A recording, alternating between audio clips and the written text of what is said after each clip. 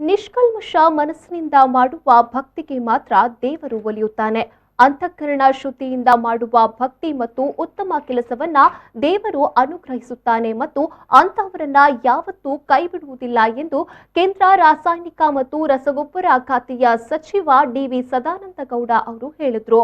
April 24ರಿಂದ 30ರವರೆಗೆ ಅಷ್ಟಬಂಧ Brahmakalashotsava ನಡೆಯಲಿರುವ ಕೋಡಿಂಪಾಡಿ ಮಠಂತಬೆಟ್ಟು ಶ್ರೀ ಮಹಿಷಮರ್ದಿನಿ ದೇವಸ್ಥಾನಕ್ಕೆ ಶುಕ್ರವಾರ ಭೇಟಿ ನೀಡಿದ ಅವರು ಈ ಸಂದರ್ಭದಲ್ಲಿ ನಡೆದ ಭಕ್ತರ ಸಮಾಲೋಚನಾ ಸಭೆಯಲ್ಲಿ ಮಾತನಾಡಿದರು.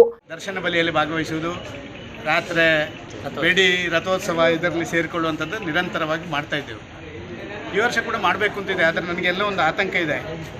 ಪ್ರಾಯಶಃ ಇವತ್ತಿನ ಕೊರೋನಾದ ಏರುವಿಕೆಯನ್ನು ನೋಡಿದರೆ ಮುಂದಿನ ಒಂದು 2-3 ದಿನಗಳಲ್ಲಿ ಏನಾದರೂ ಕಠಿಣವಾದಂಥ ನಿರ್ಬಂಧಗಳನ್ನು ರಾಜ್ಯ ಸರ್ಕಾರ, ಕೇಂದ್ರ ಸರ್ಕಾರ ಹೇಳಿದರೆ ಅಂಥ ಸಂದರ್ಭದಲ್ಲಿ ನಮ್ಮ ಕಾರ್ಯಕ್ರಮದಲ್ಲಿ ಭಾಗವಹಿಸಲಿಕ್ಕೆ ಆಗುತ್ತಾ ಇಲ್ವಂತ ಒಂದು ಆತಂಕ ಇತ್ತು. ಅದಕ್ಕೆ ಬೇಕಾಗಿ ಇವತ್ತೇ ಬಂದು ದೇವರಲ್ಲಿ ಪ್ರಾರ್ಥನೆ ಮಾಡಿದ್ದೇವೆ.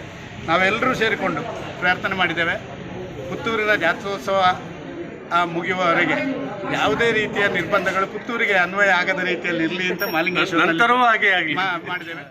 ಜೀರ್ಣೋದ್ಧಾರ ಮತ್ತು ಬ್ರಹ್ಮಕಲಶೋತ್ಸವ ಸಮಿತಿಯ ಅಧ್ಯಕ್ಷ ಕೋಡಿಂಪಾಡಿ ಅಶೋಕ್ ರೈ ಅವರು ಮಾತನಾಡಿ, ಏಪ್ರಿಲ್ 24ರಿಂದ 30ರವರೆಗೆ ನಡೆಯುವ ಬ್ರಹ್ಮಕಲಶೋತ್ಸವ ಕಾರ್ಯಕ್ರಮಗಳನ್ನು ಕೋವಿಡ್ ನಿಯಮಾವಳಿ ಅನುಸರಿಸಿಕೊಂಡು ಸುಂದರವಾಗಿ ಮಾಡಲಾಗುತ್ತದೆ.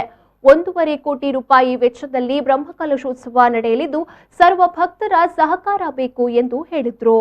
ಉಭಯ ಸಮಿತಿಗಳ ಕಾರ್ಯಾಧ್ಯಕ್ಷರಾದ ಸೀತಾರಾಮ ಶೆಟ್ಟಿ ಹೆಗ್ಡೆ ಹಿತ್ಲು, ಬ್ರಹ್ಮಕಲಶೋತ್ಸವ ಸಮಿತಿ ಪ್ರಧಾನ ಕಾರ್ಯದರ್ಶಿ ಜಯಾನಂದ ಕೋಡಿಂಬಾಡಿ, ಕೋಶಾಧಿಕಾರಿ ನಿರಂಜನ ರೈ ಮಠಂತಬೆಟ್ಟು ಉಪಸ್ಥಿತರಿದ್ದರು.